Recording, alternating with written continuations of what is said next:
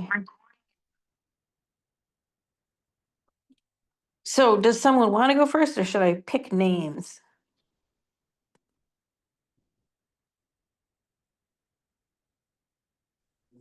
Ellison, you unmuted. Is that a Oh, volunteer? Joyce. Or is it accident? I thought it was a unfortunate timing, but I figured It's it, an it would unfortunate timing. it You would don't be have to a go first, but you can. sure I can try.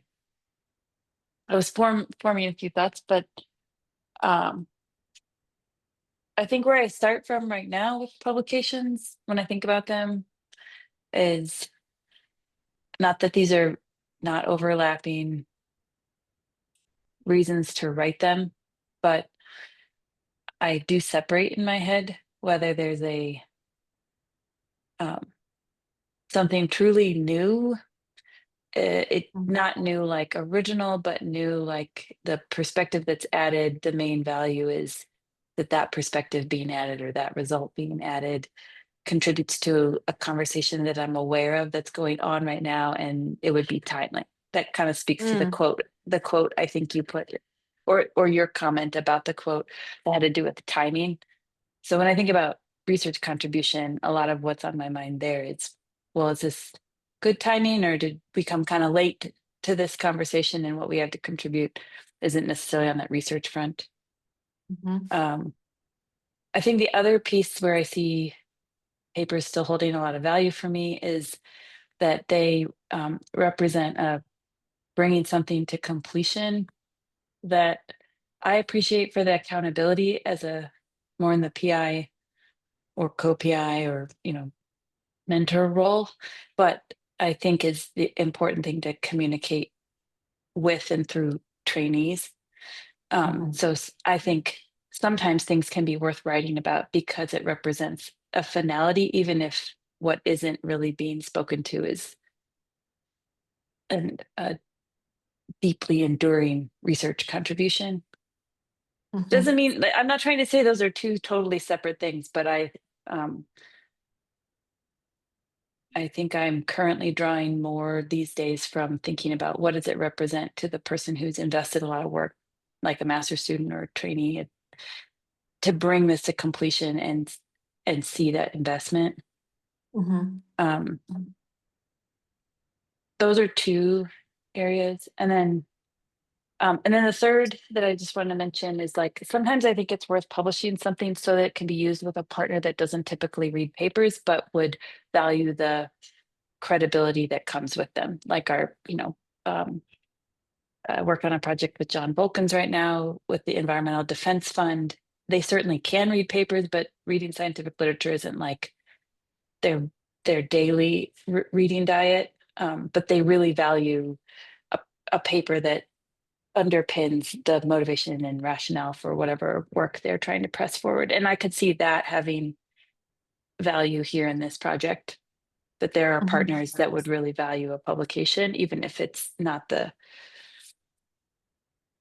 top, uh, I don't know, like their regular reading diet. That's kind of how I'm thinking about it. Mhm. No, certainly people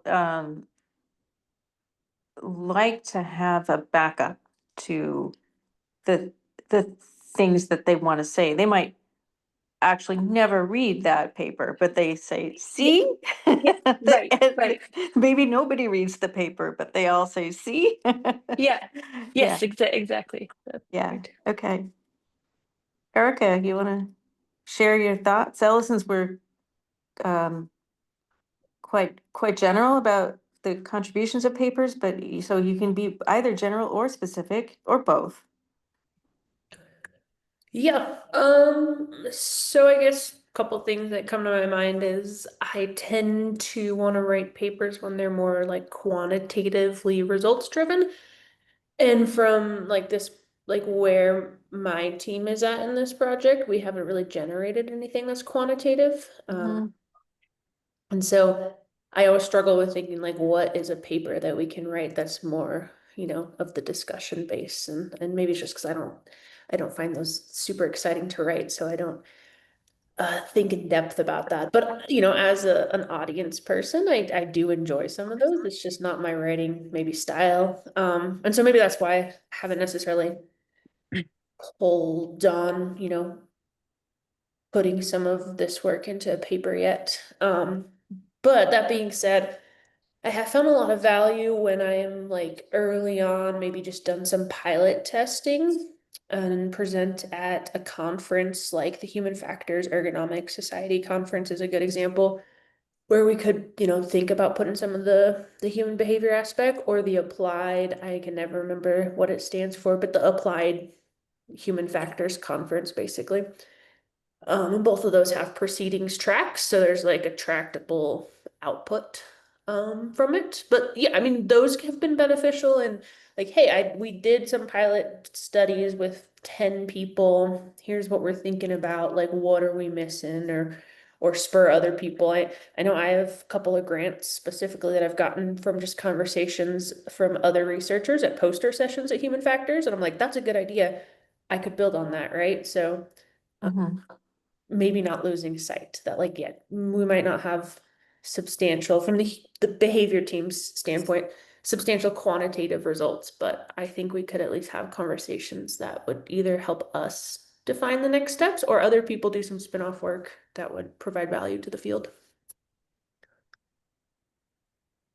Yeah, so Erica, I want to probe that a little bit. And I think of the people here, you're the one whose field I know the least about, and so this is a good thing because it comes up for me with other people whose fields I do not know.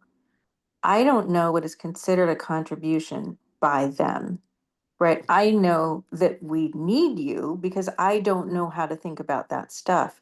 That's different from you seeing something as a contribution to your field. And for me, that happens a lot where I'm like, this field has never thought about it in this way. And they're all like, yeah, I mean, this is trivial, or I do this all the time.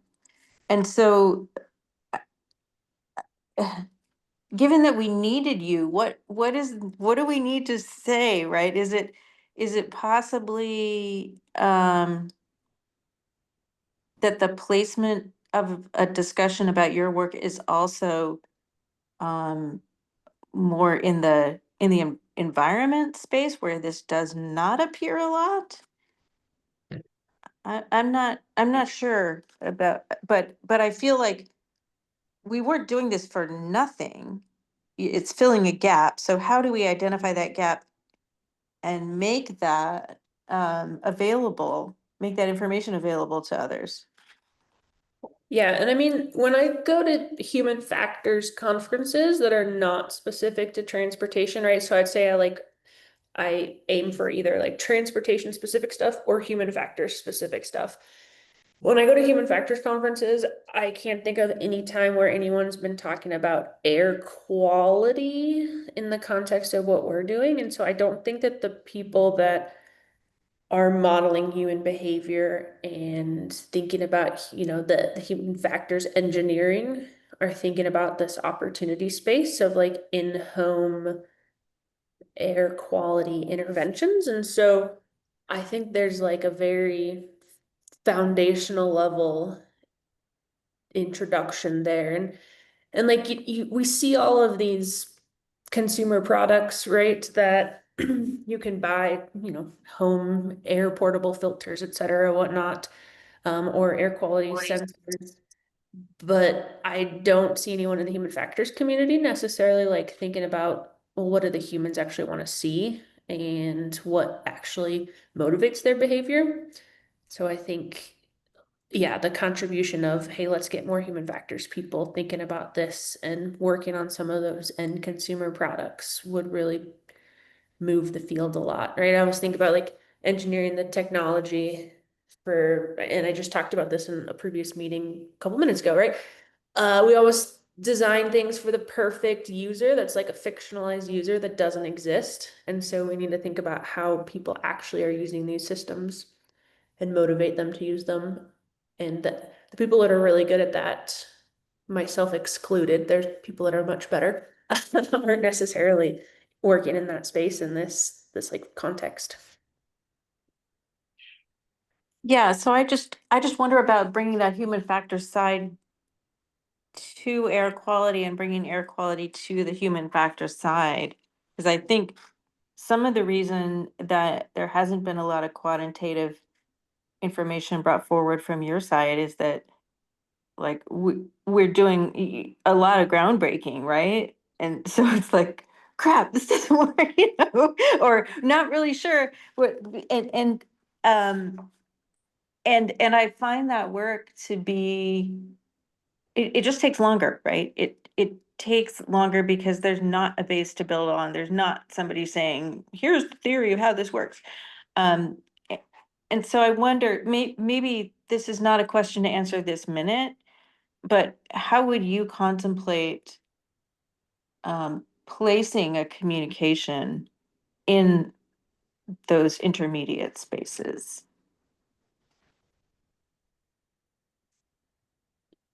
Yeah, I mean, I don't know if I have anything off the top of my head that's more unique than going to these conferences that are more human factor centered and bringing this topic area to light. Like for example, the surface transportation is very saturated at the human factors conferences. They're usually like it's like human factors or healthcare is, or sorry, it's transportation or healthcare that's usually at these human factors conferences. And healthcare meaning like, hospital systems. Mm-hmm. Mm-hmm.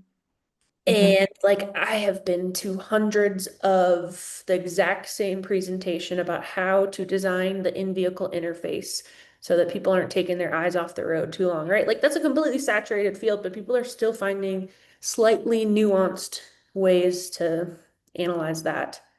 What people aren't doing is the analogous to that of these like in-home interfaces, perhaps, right? We're just like hoping Google and whoever is manufacturing these are like thinking about that, but I don't know if they necessarily are. And not from an academic perspective to build on it and make it more generalized knowledge. Yeah, but so I can imagine some, like for example, Pi, I don't know if he's got bandwidth, but um he's in health, his other job is healthcare or something, right? Or He works at Google he works at Google. Okay. in the But automotive. I thought you didn't want to do healthcare. He- Okay, I'm gonna start speculating what Pi does. But something like it doesn't even have to be very radical, but it would be a huge step. Like, what does what do vehicle human factors teach us about in-home interface communication? So just a thought there. Paul, I'm gonna go to you while Erica's musing. Yeah, so I think I've got a fairly clear idea of what kind of product based on what we've done so far would be reasonable. And, it's a lot based on what MISA has done. Um, I think that, a little Can bit you, of the, which, exactly which bits, and then you I can am go. getting to that. Okay, I'm sorry. Um, I think we certainly like all of the different things he's done in terms of the flow and filter testing could be mentioned, but I think the parts that are probably most interesting and relevant to try to kind of advance the discussion would be one, the results of the filter testing when we were actually using the smoke, because that is, it's of course no surprise that HEPA filters do better than MERV 13 filters at removing stuff. But at the particle size that the smoke is, I think that that would be a particularly interesting part. And then combining that, the part that he did where he combine, let's say you can't pressurize fully. So some of the air is coming in through the Mm, envelope, some of the air is coming in through the system. What's the balance? Is it worth doing? How much, is even MERV 13, would doing it with MERV 13 be better than just letting infiltration drive stuff through the envelope because the envelope has some effective MERV rating. So kind of that comparison of the system without the system, or the system that can't fully pressurize, and how much value do you get, and how that scales with the infiltration rate, which would bring in some of the science of stack effect as well. Say that the infiltration rate in a home is not constant. But I think that those things that end up at the end showing MERV 13 doesn't get you very much. HEPA is necessary, but once you're using HEPA, even if you can't fully compensate, I mean, even if you can't fully pressurize the home, it's still worth doing. I feel like that would be a contribution to the discussion that people would find interesting. So, the filter work and then the partial pressure or not fully pressurized and then not MERV, do you think that's all the same paper? Because it sounded like it covered a really lot of ground. I'm not trying to proliferate papers because I feel like people do that too much, but I also find it hard to read a paper that covers so much ground that you don't really know what it's about. And I've been Depends on. accused of that myself. So the way I think about it, it is just one paper, but it really depends on how much we would need to, say, write a paper just about the wood smoke testing that involves all the details about how smoke was generated, how it was injected. I mean, are you writing, if you have 7,500 words, are you having to write 4,000 just to get to where you've given an introduction and the methods?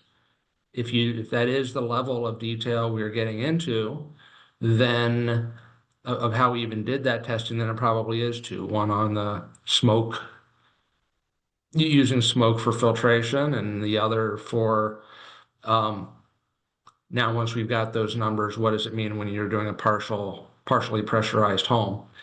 My preference would be to say, hey, we generated smoke. We made smoke from burning wood and we captured it and we injected into the system, and start from where we already have the smoke, in which case I think it's a single paper. So I think you, well, there's like two separate issues there, right? One is what's your word count, and one is, well, like, what's the topical focus of the paper? Yeah, and so when I think of the topical focus of the paper, it's more about what filtration level is needed and what, how much do you have to fully pressurize the home?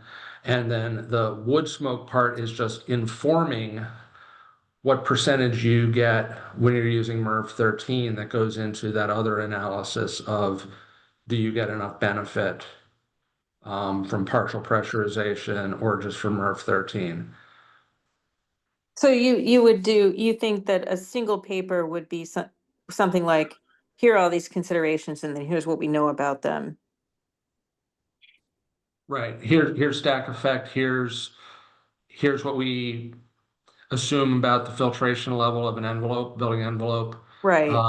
And then from our smoke testing, we found that MERV 13 can get this fraction. And now with that, let's do an analysis of the value of a partially pressurized home. Right, When sure. you have HEPA versus MERV 13. Sure, okay. And yeah, that sounds straightforward. Sorry, I'm a little distracted because I should have pulled up Christian's email, because I wanted to compare like what you had done with what Christian is saying they're working on. Are you and Christian working on those papers together that he mentioned, or did you receive that email? I'm sorry, I can't find it right now. I don't even remember receiving an email about that, and he and I certainly have not talked about co-working on any papers. Okay, he may have only responded to me because I said, if you can't be there. Sorry, I'm doing all this on my phone because of my silly computer. So I'm not. Oh, no, he just said to me, Okay, no, it doesn't sound like it's an overlap. A techno-economic analysis of run parameters versus diverted exposure, and one on benefits of initiation of infiltration. And he said, we are, I'm not sure who we was. We is not me. Okay. But that might be a good thing to raise in the tech team, right? Like it, because I feel like a lot of these things overlap. A lot of them are systemic questions. The ones that you raised are systemic questions. And so it might be good to coalesce the tech team around what they want to present. I guess what I find is that I'm not good at writing papers very quickly. And so I just try to write the ones that are really important, and as Ellison said, fulfill some goals like contributing to a conversation. Yeah, and I had thought a long time ago, maybe we should start writing a paper just on all the results that MISA had, but I didn't think they're actually they were only interesting at the level of, hey, we did something, let's report what it was, as opposed to Yeah, moving any needle or any conversation. right. It really wasn't until much later that I felt like the body of work had gotten to where it could be a contribution to a conversation. And I agree. I already don't write a lot of papers, and I certainly don't want to write throwaway ones just to say we got something out. Um, yeah, and I'm sorry, guys, I'm having total failure manipulating my phone. So I'm trying to manage this all at the same time. I'm listening. Okay, I think I got the Zoom back. Okay, but it sounds like there needs to be a larger tech team discussion around papers. Doesn't mean that we shouldn't get MISA to move forward with that, but it seems like there's some of these systemic considerations that would be worthwhile to bring forward. Ellison, I liked your framing, the conversation, like contributing to a conversation, achieving completion, and then some things for credibility. Or some like putting a stake in the ground to maintain credibility. I also like to have a reason. I find it very tedious to write a paper that's like, well, we did it and here it is. Without seeing where it goes. There's so many papers that I feel like it's very difficult for audiences to absorb all of them. Unless you're actually providing some additional value. So I've been working with Danny on a paper, and I think that what I've wanted to communicate is now that we have real-time pressure differences in a home, we can make some kind of estimate of how much stack and wind contribute in real time and over time. And so that's what we've been working on. I think there's more to do using the pressures to forecast or to estimate infiltration, but that's my next immediate one is what do we learn from the pressures about what the flows would be? And I personally tend to work on a project thinking like not what are all the papers I need to write, which can feel intimidating, but what is the next paper that's the highest value that needs to go out from my work. So Danny and Will, I wanted to give you a chance to comment. Whitney, you may comment if you wish, but I had assumed that this wasn't really your thing, and so if it is, you are free to jump in. But just listening and I'm good. okay. Yeah, Will, you want to say something and then Danny? Sure. Can you say the questions again? There's not a question. The question is what do we need to or what do we need to bring forward from this project and how do we bring it forward? And sometimes the answer is a paper and sometimes the answer is something else. Okay. I guess I don't have much to offer on the side of like papers, other than I would say my first instinct with the things that I've worked on since I've been here is, since it's interesting to me, I'm like, I feel like someone else might find this interesting and I want to share this information with somebody. I want them to know about it. Sometimes that could just be a conversation if somebody, especially when I talk to my classmates or my friends from grad school, working in public health, I like sharing the things that I'm doing because it is very different from what they're doing. I mean, I think of this all, of course, as someone in public health, like that's what I think about and the lens that I would like to share things for. So I don't know, like I said, I mean, I think my instincts just like share it. I don't know what the best way is. It could just be me blabbing to somebody who will give me time, or like talking about it at a conference. I've in very short spurts, I've been doing it at some of the events that I've been doing, whether it's for like work, or just because, you know, I'm like working an event and it comes up. And I think too, like about the paper thing, because I'm like, oh, we should share this, but I don't know. It's like, wait, has this already been shared too much? Too many people already talking about this, you know? And then, you know, when I'm thinking about this, like ASHRAE paper, which I don't know what's gonna happen with that, but the thing I'm working on with Ellison, we're looking at like the VOCs and that. It's like looking through that, and this is my first time really diving deeply into a lot of academic papers. I'm like, I feel like we should, because a lot of people in my mind, not that they didn't do it right, but there's a lot of information they left out. It's like, we will include this information. But anyway, yeah, I don't know. I'm inclined to share, like, because I think it will benefit a lot of people, learning these things about what we're doing, whether they're adjacent to like the work we're doing, or they're the base or the public we're trying to help, you know, with our overall efforts of this project. Yeah. And I want to call something out that you said, like when you see what other people have done, then you react and you say, oh, they need to know this. And that's another thing that I'd like to put into the list that Ellison gave. Um, I I often perceive my work as too incomplete to share or something until I see what other people have done, and then I'm like, oh man, I really need.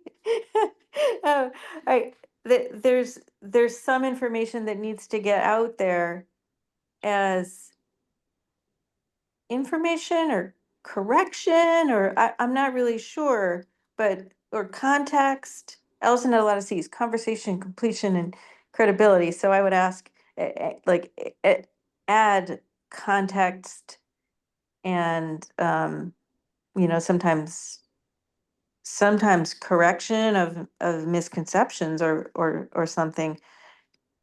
But then those are hard to place, right? Those are hard. It's hard to get the people who need to be corrected to like read your work and take it up. So then that's also an art. Danny, you want to say anything? I don't know if I have a ton to add. Um, I think something interesting that I've observed is that just in talking to other people in the mechanical engineering cohort, of like once they start learning about this research, you start to see their gears turning in their head, and they're like, wait, this is actually really interesting. And there's kind of a lot of like, huh, really moments. And like there was like a graduate social thing last night, and at one point, there were like 4 engineers that were like, wait a minute, wait. You're telling me that temperature causes airflow into my house? I was like, yeah. And so, kind of in that vein of like, in thinking about how to kind of get this to like in front of the right eyes, into the right brains, like if there's any kind of other educational campaign we could wage, other than putting a paper out. Like if that's an educational video series talking about like how does your home function? What can you do to protect your home from poor air quality? Just like every day, like, you know, I'm a homeowner, I don't have anything special, what can I do? That could be something interesting, or even like if we could show up at a community meeting or something similar. That could be an interesting way to get to disseminate some of this information. Mhm. I know there are challenges. We've talked about all the challenges regarding that, but something that I've been thinking about over the past couple weeks. I want to add something to like Danny, you kind of said in short words what I said in so many words was I don't care about getting information to other people in academia. I care about getting information out to people who I Mm. think could like learn like that public address type thing, like that like we have public like the more you know. Mhm. Like that's I feel like that's who I want to share information with because that's who we're doing this for. I mean, at least me, it's like, you know, I don't know. Well, I really liked that framing of information stock and flow. And I feel like very often as researchers, we're told that we need to contribute to the stocks, but we don't talk about how it's going to flow or whether that flow is going to be useful. And I also think that it can be rather intimidating to think about all the things you ought to be doing. Yeah, we ought to be talking to policymakers and the community and it seems like there's probably 5 or 6 levels of people we should be communicating to, and it seems exhausting. So I like this idea of maybe picking one, like how does your home function? That's a thing that I've seen as missing, and I don't know if maybe we should just think about tackling that. We tried to do a little bit of that during the pandemic. You know, like what can you do or what's going on? But there was so much noise around that time that it did not really work very well.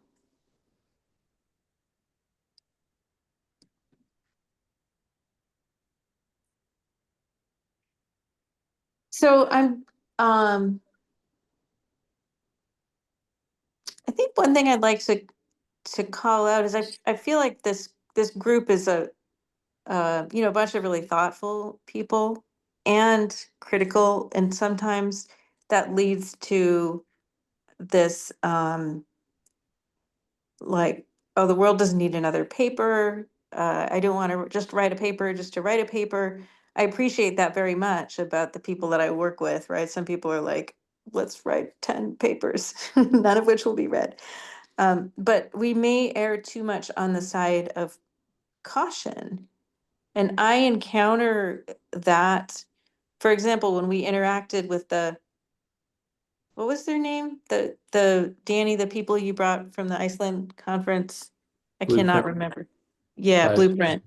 Yeah, they were like, these people had a crap ton of money and they had no idea what they were doing, is my did you get a different impression, Paul? Nope, nope, And I'm that's like, pretty much it. and they're like, well, we just want to like tape things together and save everybody from anthrax attacks. And I'm like, well, you probably need a little more sophistication than that. Um, and and so I feel like sharing not knowledge but wisdom, right, is something that we should be thinking about doing. I feel like we have a responsibility to share the knowledge we develop and the insights we develop. I personally find it very hard to share that kinds of things because it's so much easier to publish a paper that's like, I made some measurements and here's my average, than to say what you actually learned, which is the real purpose of research. I don't know how you all experience it.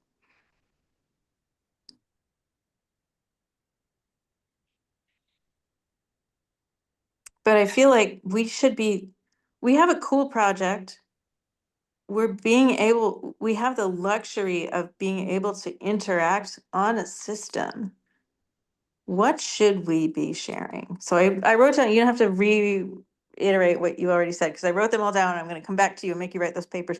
But what should we be sharing? What do you see as a lack? Maybe Allison's framing of the conversation. What is timely?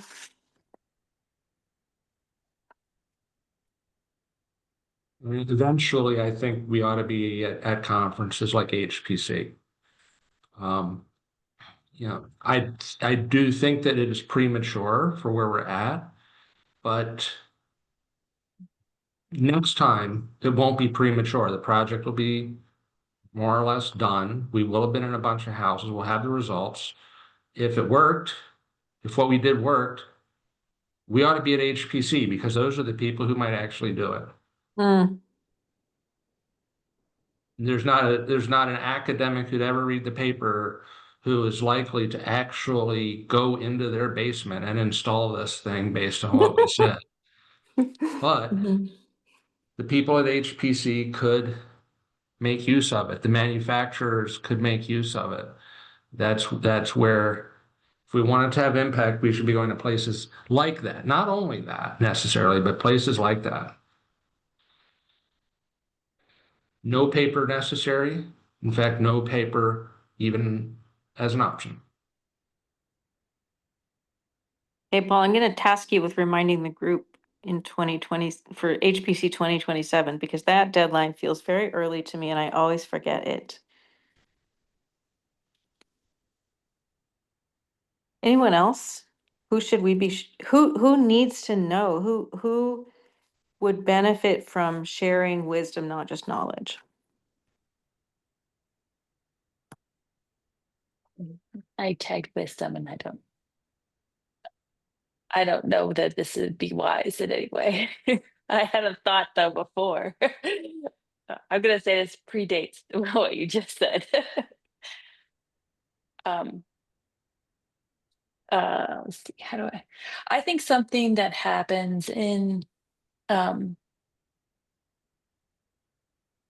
I'm gonna go broad first, which is like environmental health interventions, which really broadly can be often characterized by they're never the top on the list, and if they are, it's because of a crisis, or if they are, it's because of a crisis.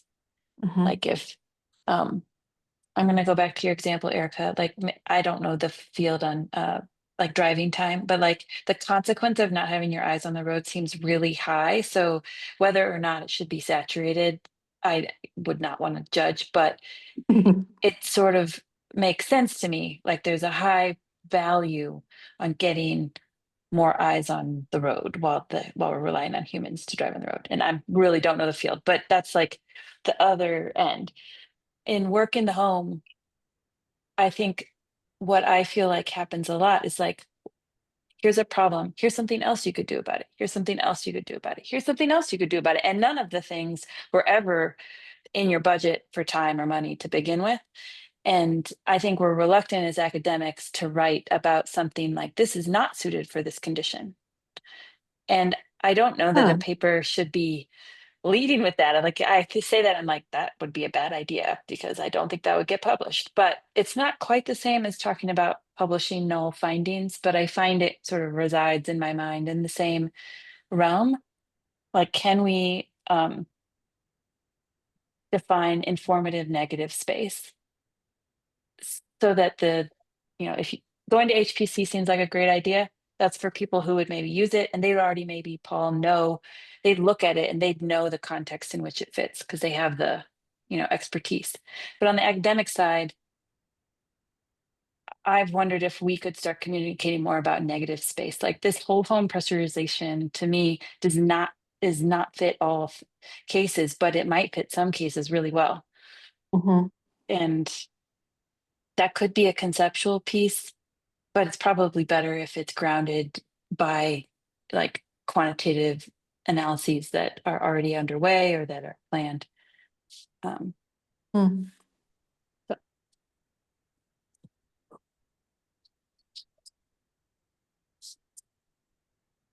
So are you saying this generally, Allison, or are you saying this as part of a paper, or are you saying this I is like, always think about it. I was trying to think less generally than I started out at the beginning of the conversation, more about this particular project. Like, under what conditions and contexts does whole home pressurization make sense to entertain?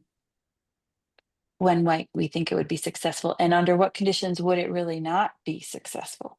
Mhm. Like, I think saying both might be what I'm trying to, well, I'm exploring in my mind. I don't actually know if that's valuable, but what Mm. I'm thinking about since you'd sent your email, so not that long, it's like, well, what does this project have to offer?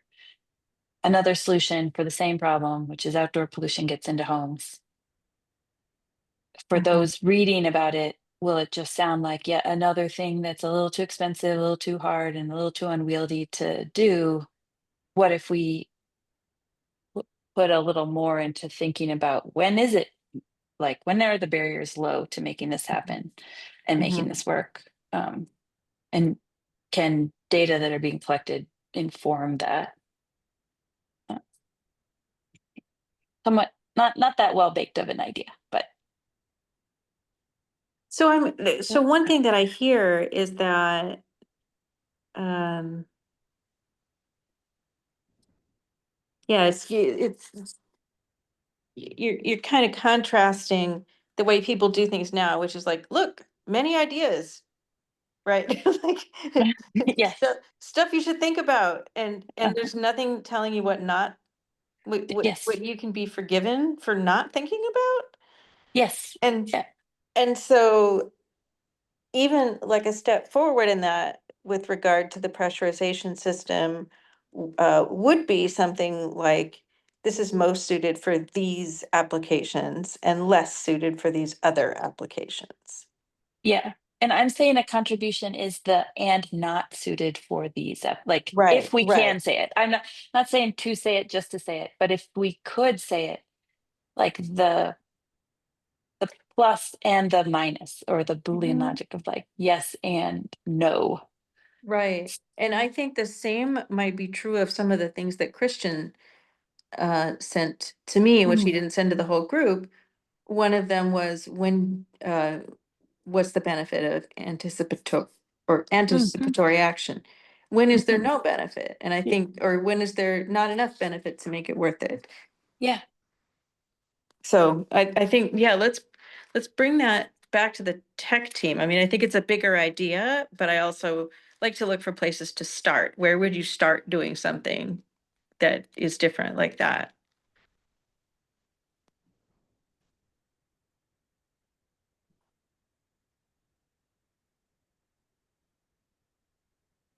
So there's some small things that, so for example, Ellison, you brought up the idea of the screening of the homes with a 3 to 5 day measurement. mhm. And I think that just, seemed like it came out of your experience measuring other things. Um, but I find that tremendously valuable, right? Like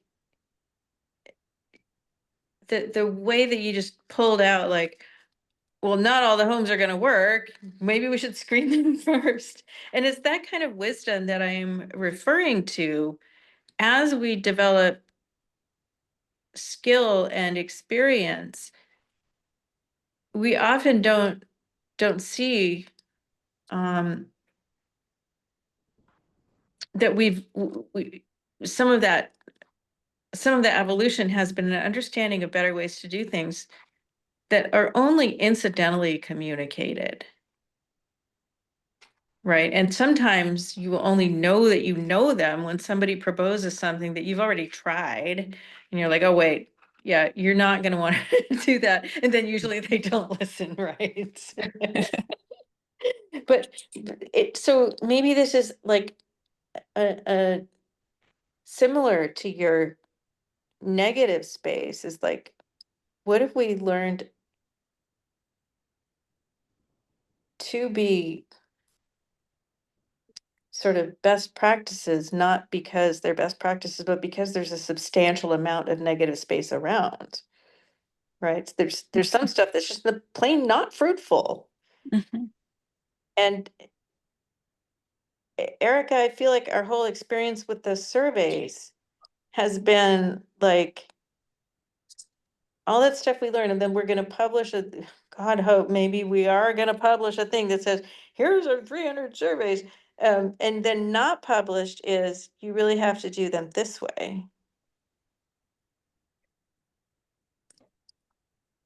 Yeah, that's a very good point. Like Yeah. similar to the negative, people don't publish negative findings. Yeah, you don't publish all your failed methodologies of what Uh-huh. didn't work. Yeah. We did have one, I can point to one success Adam and I published on a totally failed effort to do a push to web approach for surveys, and we managed to get it published, and it was the hardest paper to get published, and like it took 4 rounds of revision. But it was so worth it because we were able to say the literature said this would be more successful. We tried 2 ways, and the thing that the literature said would be more successful completely flopped. And it doesn't mean that the literature was wrong, but like we tried it, and here's why we think it flopped. And it was fulfilling to write it because it was very grounded in what we had done. It wasn't just an opinion that we had about it. Oh, it kind of failed because we tried a few times. No, we tried like full force.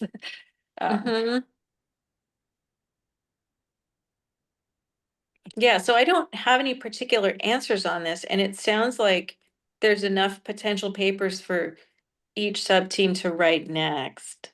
I don't know if we handed you one, Will, but I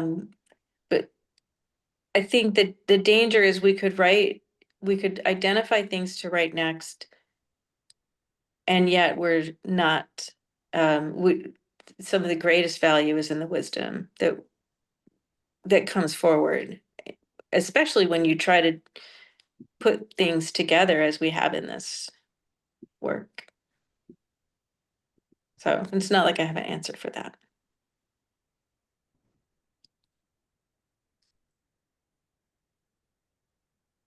I want to draw a little attention to the thing I put in the chat, this Oh, conference, Oh. the link to a conference.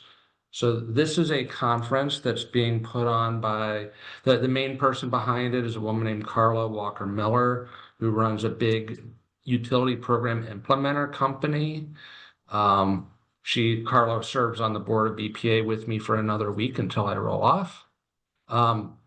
It is specifically to mobilize resources, partnerships, and education to ensure that Black, Brown, Latinx, Indigenous, and other communities of color are at the forefront of the energy transition. The keynote speaker is Stacey Abrams. well, That's I cool. would love to go. It's October 13 to 15, which given everything, all the other travel I'm doing, I just cannot make the case for it. But I'd really love to go. But that's the kind of conference also. They're interested in clean energy. They're representing communities that tend to be disproportionately disadvantaged by the kinds of things that our technology could help with. And so I think it's another case different from HPC. That's a bunch of practitioners. Would be going and talking to people who could potentially most benefit from it, and at the kind of ground level, and potentially get allies and partners who would see this as something that could really help their communities. So it's another approach to getting it out there to the people who would be really using it. so I also like to, so this is a thing you're apparently not supposed to do because you're supposed to go present. I like to go to conferences where I'm not presenting anything, and because I don't feel like I'm up to speed yet. I want to hear what's important to them. So a conference like that, I would just go and say, what do you guys need? Like, what's important to you? Do you care about the technology, or is it more, is it more about workplace concerns, or what, like there might be a thing that we are not, there might be many things that we are just totally not present to. I agree completely. And like I say, I would love to go to this conference, not to present, but just to be there and talk to people and hear from people. Maybe there would be an interest in presenting at some point at a conference like this, but the number one thing would be to be there with them. And have opportunities. I mean, maybe they are interested and you talk about it at the bar. Right. You don't have to have a presentation for it. I wish the timing was different. Yeah.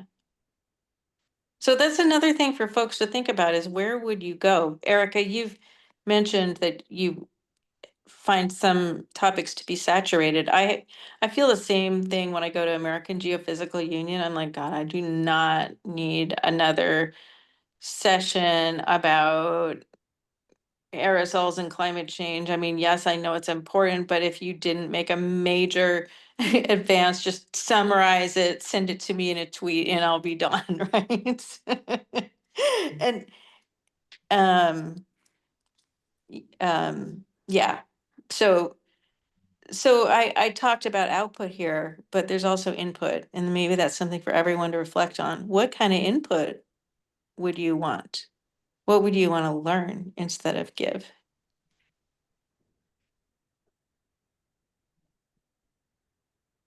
I'll tell you, okay, my last thing, I'm signing up to go to the Self-Determination Theory Conference, which is next July. I'm not gonna present anything, I'm totally, or if I do, I'll put a poster. But I just want to see how people use it. So. All right, thank you, everyone. Good discussion. Nice to see you. Have a great weekend. Thanks, On a Matthew. Weekend. Bye. Bye. Oh, I don't know how to turn it off.